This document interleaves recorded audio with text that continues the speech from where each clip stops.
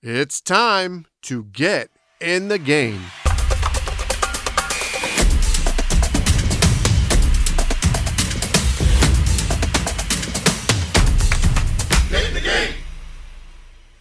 Hello, everyone. Welcome back to another episode of the Get in the Game podcast, the podcast where we explore ways to get off the sidelines, stop making excuses, and get in the game.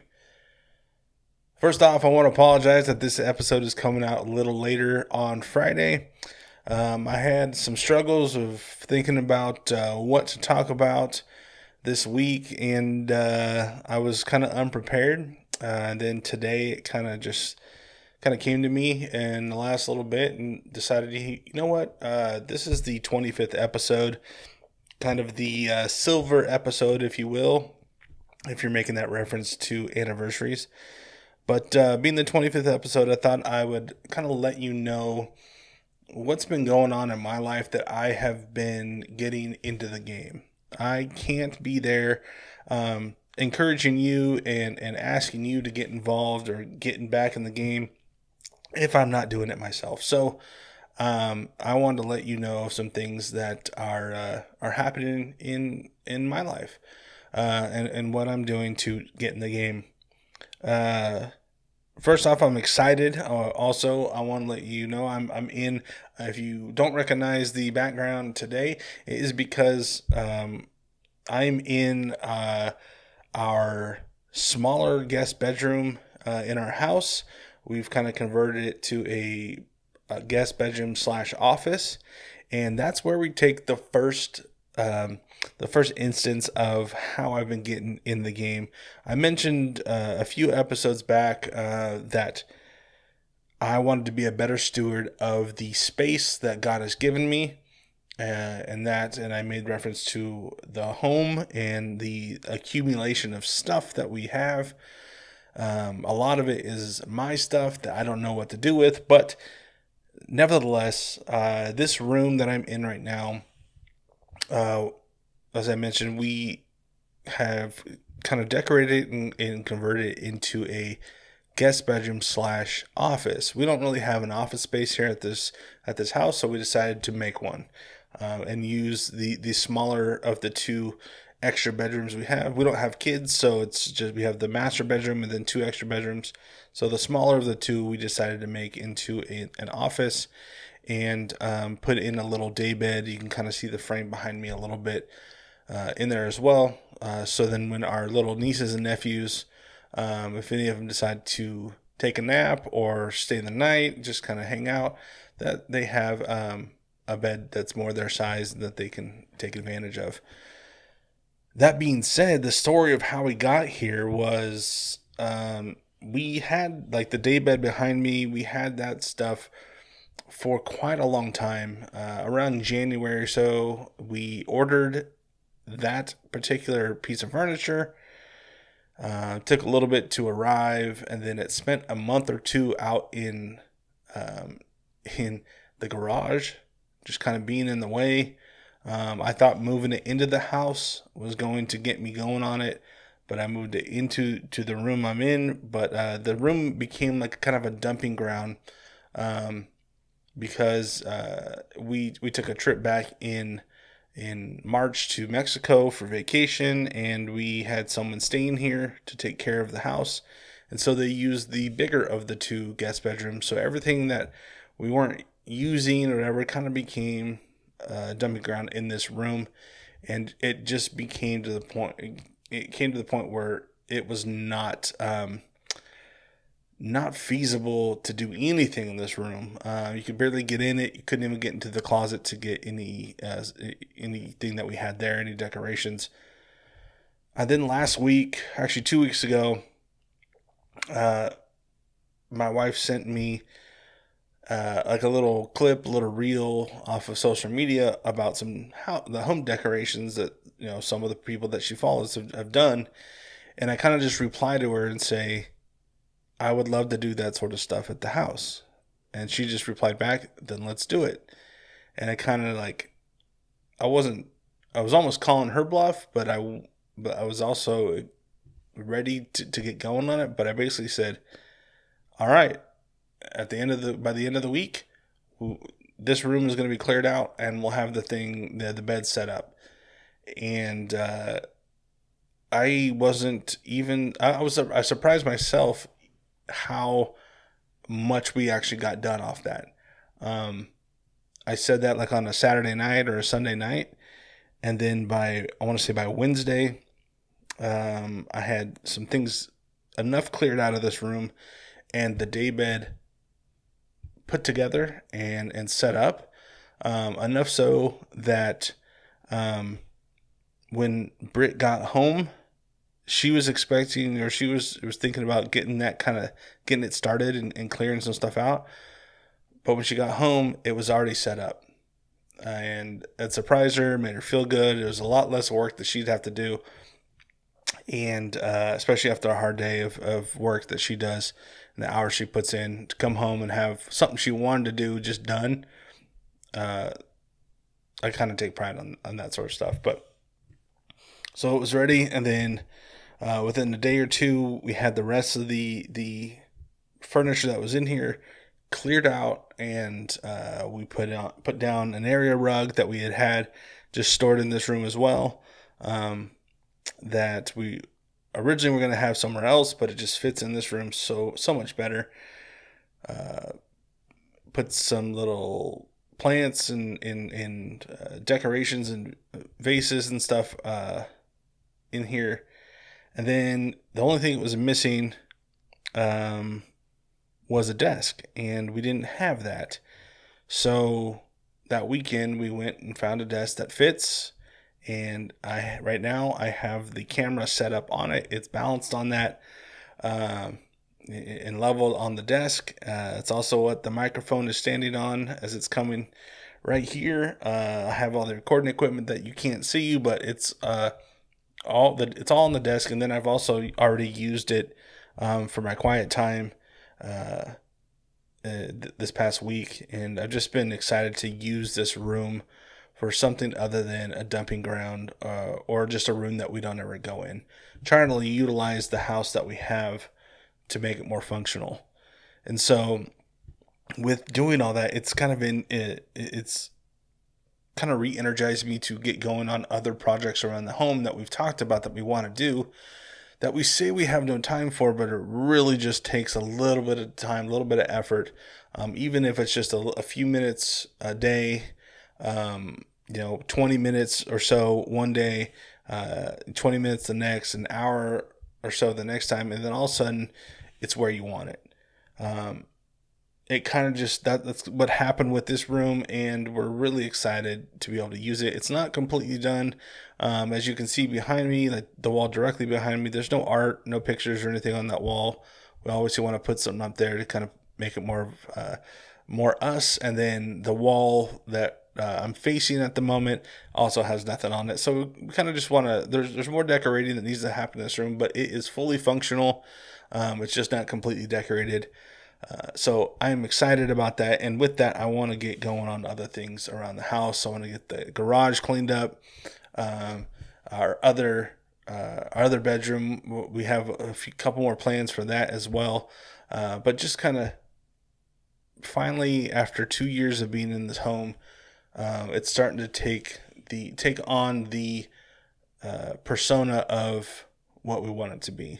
It's no longer taking stuff from the other house that we were living in and just kind of using it to make it fit this house. We really want to make this house a home for not only us, but for anyone who decides to come by and spend some time with us. We want to make this loving and comfortable and just welcoming to anyone who decides to come here, and a place where everyone else can say that it feels like home to them as well.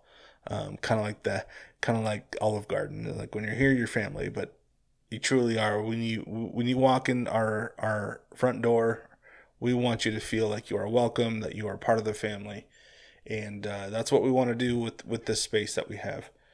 So that's one of the ways I've gotten back into it, because it's started some new. They're not necessarily new projects. Some are old, but it's kind of got me restarted in those. Second, I mentioned it last week. I am coming back on staff with the Fellowship of Christian Athletes, FCA for short. And it's one of those things where I, for a long time, had thought about, did I make the right decision to come off in the first place back in April of 2018? I truly do believe that it was the right decision for me. It helped me grow a lot in maturity and in other ways. But there was an opportunity to come back, and there was a need, and I just felt God calling me back to FCA. It's a big jump. It's a big step of faith, not only for me, but for my wife as well. And that's a lot of that reason is because it is a partner supported ministry. So what that means is that I will have to raise my own funding for the ability to get paid and run this ministry the way it needs to be run. And so I'm on staff is what they call prospective staff. So I am a prospect, which means I am in the fundraising stage. And once I get to a fully funded level, then I will be on staff. I will then be able to get paid, and I will be able to do the ministry at the different areas of which FCA is a part of. The plans are for me to be, for those of you who are in the Central Valley area, it is to be in the Clovis Unified area for the high schools and junior highs. So that's about 10 schools in an area that really needs it. I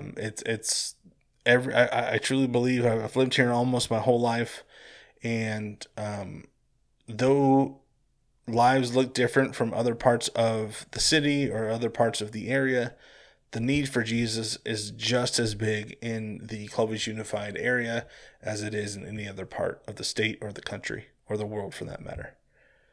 So I'm excited to get going because I am familiar with this. I'm familiar with the way that coaches coach in Clovis Unified and students play in Clovis Unified. I have that experience, and I have a inside track on how to reach these students and how to reach these coaches for Jesus Christ. And I want Jesus to make an impact on their lives, and I'm hoping that he can use me as that vessel to do that. So that's another way that I've been getting into the game and doing that. So I'm excited to rejoin my Central Valley team with FCA and get going on that. So again, I ask for your prayers in that, in the fundraising, not only for the fundraising, but for the ministry itself, that I may keep the eye on the goal of glorifying him and doing this work for him. And it's not about me. It's not about the sport. It's not about the coach or the wins or losses. It is about him. And we're just using sports to and athletes and athletics to bring his name glory. And so that's my prayer. That's what I ask for in prayer from those of you who want to pray. If you want to give, you can also you can hit me up on the email for this website, and then we can set something else up. But that's probably the biggest thing at the moment. It's the most exciting for me. It's also the most nerve-wracking, but I know that nothing worth fighting for is really ever easy. So I'm willing to put in the work to get this done, to help make an impact in the Central Valley for Jesus Christ. And the third that I'm going to mention is actually takes place right in this room, or has since I've restarted. But the way I'm getting back in the game as well is through my quiet time back last year when schools weren't able to meet in person, and but there was still FCA going on. A friend of mine from the South Valley in the Tulare and Kings counties, he's the director down there for FCA. He invited me to be on this video Zoom huddle with the students from in the area and some advisors and a guest speaker. And one of the advisors kind of challenged not only the students, but anyone else who was on the call to start writing out the scriptures. Not just reading them, not just praying over them, but after you read and pray, after you read and pray on them, write them out. Take the time to, scribe them out and just go book by book, chapter by chapter, and do that and fill them out. He told a story of, I can't remember if it was his daughter or a friend of his daughter, but basically he had challenged his daughter to do that during her life, and she had finished, and basically he had that and on I think it was on their wedding day, his daughter's wedding day, or like an engagement gift or something, he gave this Bible that she had written out, so stacks of notebooks just written out, to him, saying, this is how diligent, this is the kind of godly woman that you're going to be marrying, someone who put the time in to write out the Bible. This is someone who loves God, who loves Jesus, and is willing to be obedient to him and to obedient to spending time with him and getting to know him. And at first I was thinking, man, that's just a lot of work. I don't know if I'm up for it. But the more and more he talked about it, the more and more it seemed to make sense. And what drove it home was when he was using the story of back when the Israelites wanted a king. They wanted to be like they were already set apart by God, God's chosen people. But then they started looking around at the other nations and say, well, they have a king. How come we don't have one? Blah, blah, blah. And then basically God said, if you want a king, fine, I'll give you one. But this is what I require of that king. And one of the requirements was to write the law. And by that, he didn't mean make up the law. He meant they need to transcribe what it already says, the scriptures that are already there, basically make his own copy. That's what the king is required to do. It's not the only requirement, but that is one of the things, is to meditate on the word daily and transcribe the law, make his own copy. And if, as I have mentioned in previous podcasts, that we are co-heirs with Christ, the King of Kings. If we're going to be co-heirs with Christ, what better way can we help get ourselves equipped with the word than to not only after we read it and pray over it and meditate on it, but we also write it out. I don't know if any of you are like me, but when I transcribe something, very rarely do I only read that sentence once. I usually read it once, then I start it and I write 2 or 3 words, and then I go back to the sentence to make sure that I got those first couple words right. And then I read a little bit further. Okay, got that. And then I go back and I just make sure that every word is right. Instead of just reading it once and then in my head thinking it said one thing and writing it out, and I go back, because I have done that even in this process when I go back and look at it. Okay, I added a the in there or an and when I shouldn't have. So in transcribing this, I want to make sure it's correct and it's exactly the way it's written. So I take my time. I probably read each sentence, 3 to 4 times, if not more, as I'm going by. And it's quick because I'm just reading over, making sure I got the words right. But I had already read it once, just for my own, read. I want to read through the book once, because I actually do it by chapter. So I'm in the book, let's say the book of John. I read through, let's say chapter 10. I read it through once, and then I go and start writing it. And as I'm writing it, I'm also reading it multiple times, over and over, all the way through. So I get a lot more Bible intake as I'm going along, and it just helps drive home what I've read already. Gives me a better opportunity to spend time figuring out and finding out who Jesus is to me what he wants for my life. And then not only that, in more in the Old Testament, you get to know God's character and what's leading to Jesus, and how much he loves us and why he deserves so much glory and honor. That's why I decided to get back into it, because sometimes just reading it, I rush through it and don't always take in as much as I should.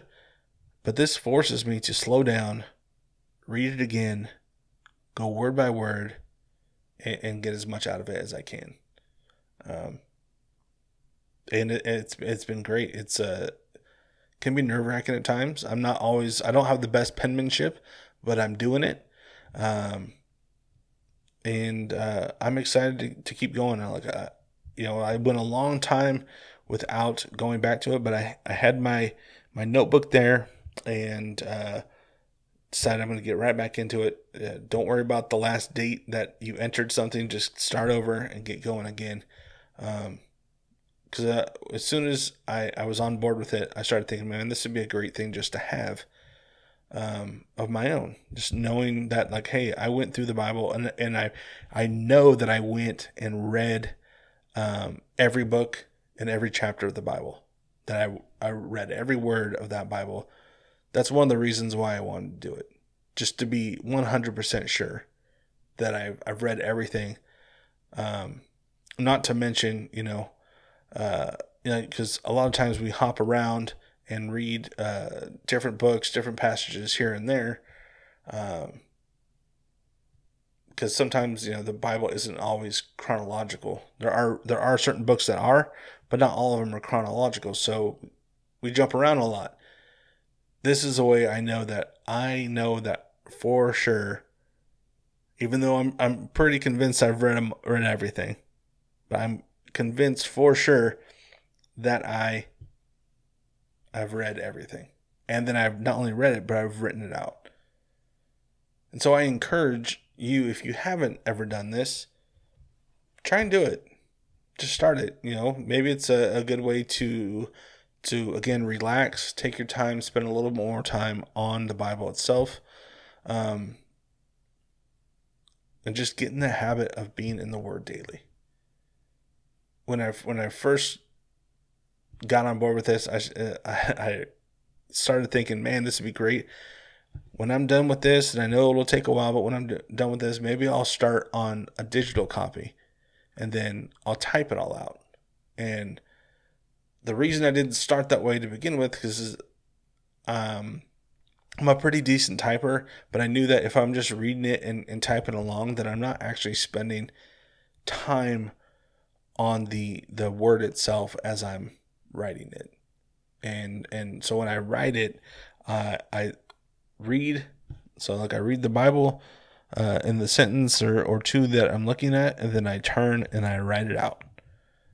But I know if you're a decent typer, a lot of us can read one thing and then type out as we're reading it, and we never have to look at the words that we're doing it. So not only when I write it am I reading it on the Bible, I'm also reading it when I write it, and then I'm going back and forth and reading and writing a couple times over each thing. So I wanted to start with writing, then maybe later down the road go into typing it. And just having that sort of thing there, just knowing that I was able to write out the Bible twice, if not more, over the course of my lifetime. It might sound like a lofty goal, but it's something that I do want to finish. So I got back into it. So those are the three things that are probably the most relevant and most on the top of my mind of stuff that I've gotten back into. It was cleaning up, being a better steward of our space, back on FCA staff, and writing out the Bible, and just having some fun doing that. Again, I encourage you in any way you can, start getting in the game. Do something that is different or that you need to revisit. That's the whole purpose of this podcast, is ways that we can stop making excuses for why we can't do things, and then just go do it. Have faith that God has a plan for you, and if you feel that calling, just go do it and be obedient. And that's literally with FCA. That's why I'm heading back. It's because I feel that God's calling me, and I need to be obedient. It's not because it's just a job and there was an opportunity. I've taken jobs like that. I've had opportunities for certain things, and they've been great. But this, I'm really feeling like God is calling me back to FCA, and I need to be obedient.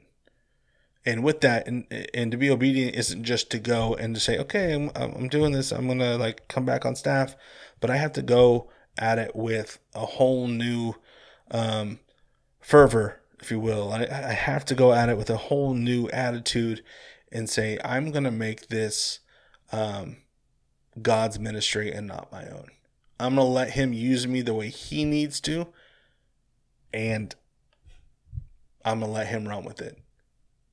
And so if you're feeling that call for anything else, be obedient. I encourage you, be obedient. Get after it. Get off those sidelines. Man, get in that game. That's the whole reason for this podcast. I want to be an encouragement to you. I want that love and word of God to hit you and just have an impact on your life any way that I can. So I'm going to leave it there with that. Thank you so much again for listening or watching. If you haven't already, head on over to YouTube. Watch us there. Click subscribe. Hit the little bell for notifications. The easiest way to get both the podcast and or the video is to go to our website, and that's www.getinthegamepc.com. You can watch our videos, you can listen to our podcast, and it also has links to our social media. If you want to email us, you can hit the email tab on the website, or you can just go to getinthegamepodcast@gmail.com. Email us there, and we'd love to hear any of your questions, comments, encouragements. If you have things you want us to pray for, you have a praise, we would love to hear that from you. We just want to hear from the audience. As I've asked before, we really just want to hear from you guys and see what's going on with you, because we're praying for you, we love you, and we just want to be more in community in that way. So please hit us up. Please like and share. Go rate us on the podcast of your choice in your respective favorite podcast apps. The more you rate us, the more you share, the more this goes out to everyone else, and really sharing the word of God and the love that Jesus has for us to other people. So again, thank you so much for tuning in. Like I mentioned before, this is the 25th episode, so next week would mark 6 months since we started. And I'm just excited to see where it goes from here. So don't forget to get off the sidelines, stop making excuses, and get in the game. See you next week. Take care.